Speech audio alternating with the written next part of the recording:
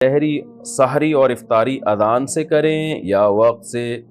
سحری اور افطاری کا تعلق اذان سے ہے یا وقت دیکھ کر سحر و افطار کرنا چاہیے؟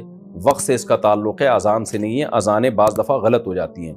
بعض اہل حدیث حضرات یہ کرتے ہیں کہ سورج ابھی آدھا غروب ہوتا ہے تو وہ اذانیں دے کے سب کا روزہ توڑوا دیتے ہیں، خراب کر دیتے ہیں۔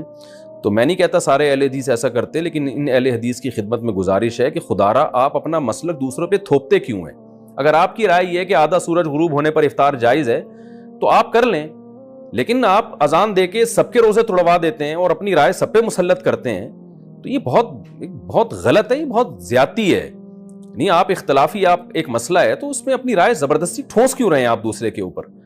بعض دفعہ ایسے ہوئے ہیں واقعات کہ کسی اہل حدیث کی مسجد سے اذان ہی پہلے ہو گئی، ان سے پوچھا گیا تو کہہ رہے ہیں ہمارے مسلک میں اور یہ حدیث کی روشنی میں جائز ہے، حالانکہ ایسا نہیں ہے حدیث سے۔ آپ کی ایک رائے ہے، آپ نے حدیث کی ایک تشریح کی ہے، تو اس تشریح کی وجہ سے آپ کی یہ رائے ہے نا، تو آپ اپنی رائے دوسری کی رائے پہ مت تھوپیں مت اس کو۔